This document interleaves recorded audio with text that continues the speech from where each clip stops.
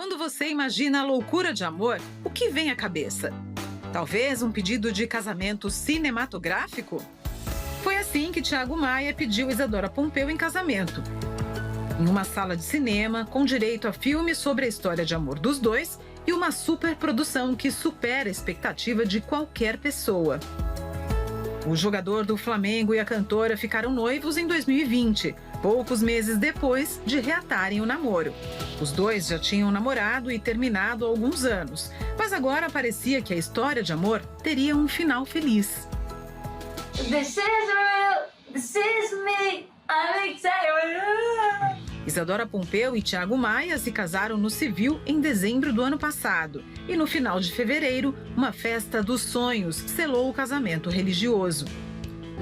Eu entrei nessa aventura sem imaginar que esse passo mudaria a minha vida.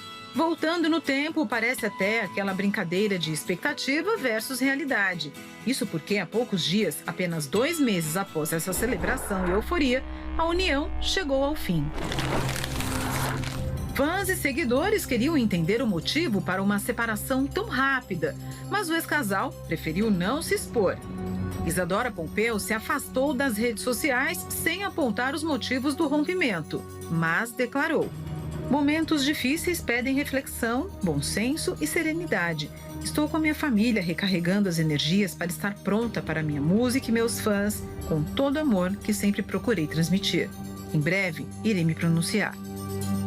Logo surgiram rumores de traição, o que a assessoria de imprensa do jogador negou oficialmente. O atleta e a cantora apagaram todas as fotos do casal nas redes sociais, dando a entender que a história de amor entre os dois ficou no passado e que ambos querem apagar da memória. Na terça-feira dessa semana, Isadora se pronunciou pelo Instagram, revelando o verdadeiro motivo do fim polêmico do seu casamento. Foi bem difícil, mas assim, no início era tudo maravilhoso. Cumplicidade, parceria, tudo. Mas depois de casado, eu vivi situações que hoje eu sei o quanto são comuns em milhões de mulheres no Brasil inteiro e no mundo. A cantora surpreendeu amigos, fãs e seguidores ao declarar que vivia um relacionamento abusivo com o marido. Eu precisei encarar muitos ciúmes, preconceito, machismo e uma tentativa permanente de controle sobre mim. Eu achava que o que estava acontecendo era amor com medo de perder. Mas hoje eu sei que não era, porque para amar alguém a gente não precisa diminuir ninguém. E mesmo passando por algumas situações humilhantes, eu insisti, tentei de tudo pra gente continuar junto. E descobri que meu amor seguia gigante, mas era incapaz de amar por nós dois. Isadora também desmentiu os boatos que circularam na imprensa tentando culpá-la de traição. Muitas mentiras, boatos, fofocas que tentaram destruir, enfim, a minha vida, a minha verdade. Eu tenho 22 anos, mas sei muito bem que uma mentira pública machuca tanto quanto um tapa. E é isso. Peço desculpa pelo meu posicionamento, pelo meu desabafo. O jogador ainda não se pronunciou sobre o assunto. É lamentável que com tanto pouco tempo de casados, né, houve a separação, e tão jovens os dois, né?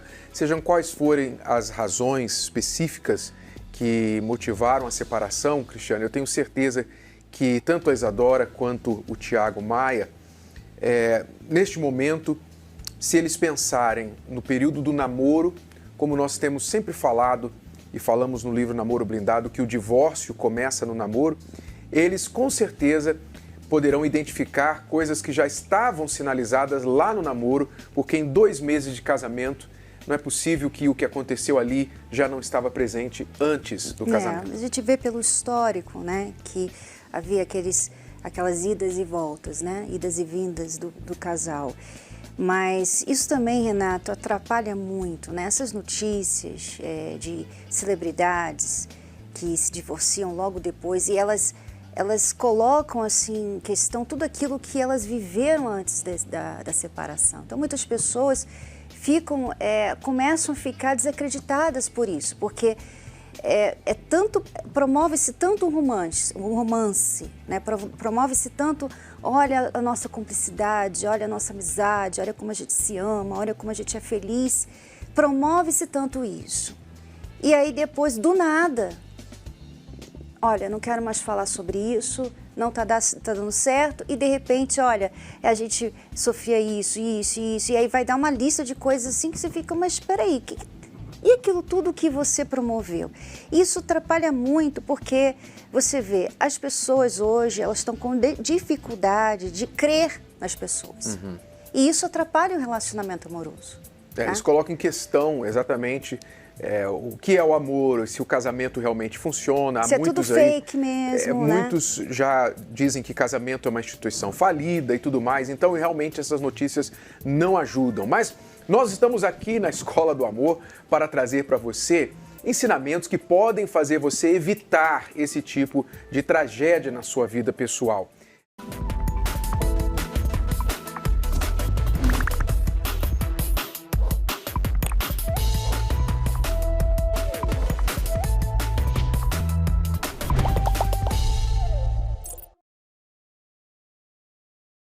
Então vamos falar aqui, Cristiano, sobre como agir depois da traição. Quatro passos para você seguir se houve traição, para que vocês venham vencer o problema da traição, esse passado. Então, primeira coisa é tirar lições do que aconteceu.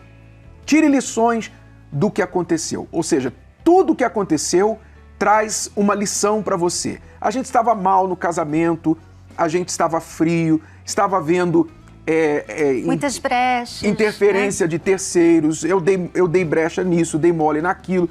Há lições, com toda traição, todo erro, há grandes lições que podem ser aprendidas. Então vocês têm que parar e avaliar o que aconteceu antes do episódio da traição e o próprio episódio em si. Então, primeiro passo, tirar lições. Segundo passo é identificar os erros individualmente. Onde eu errei e onde você errou. Sempre tem os dois lados. Normalmente, no tribunal da internet, não é? Todo mundo fica do lado da vítima, da aparente vítima. Não é? A mulher vai lá e fala, ó, fui traída pelo meu marido, com a minha melhor amiga, que não sei o quê. Todo mundo joga pedra no marido, no traidor. Mas ninguém sabe o outro lado, não é? Então, erros existem dos dois lados.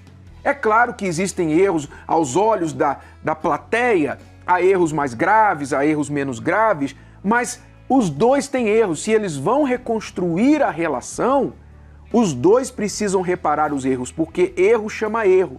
Erro de um alimenta o erro do outro. Então, por isso, os dois precisam identificar os erros. A gente pode até usar o exemplo do casal do laboratório, né? Porque você vê que a Jaline, ela estava cobrando, ela está sempre cobrando atenção, ela está ali sempre falando, olha, eu vou te trair, se você vai ver só, eu vou te trair. Quer dizer, isso é um erro grave, que ela pode estar empurrando ele realmente para trair ela, né? Quer dizer, e depois que a pessoa trai, aí essa que foi traída fica, ele me traiu, olha só, mau caráter e tal. Mas, quer dizer, ela também estava empurrando, ela também estava fazendo muita coisa errada para que isso viesse a acontecer.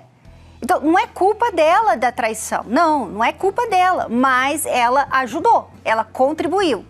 Então, o parceiro traído tem que entender como que ele contribuiu, como ele meio que ajudou a situação da traição. Erro chama erro e acerto chama acerto.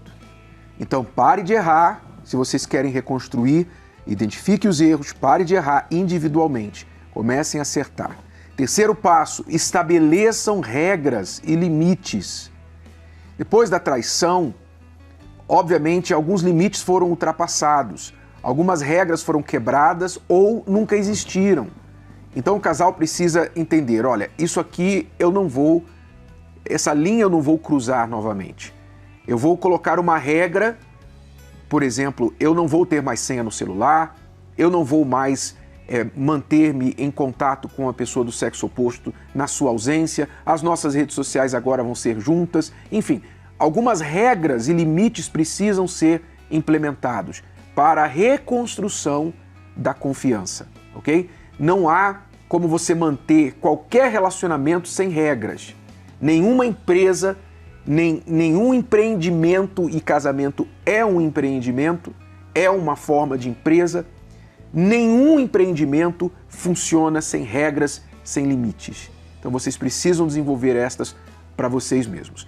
E o quarto passo é mudar os comportamentos, obviamente. Se nada muda, nada muda. Não adianta você saber, eu errei aqui, fiz aquilo, tal, mas não muda. No fim das contas, você acaba voltando aos velhos hábitos.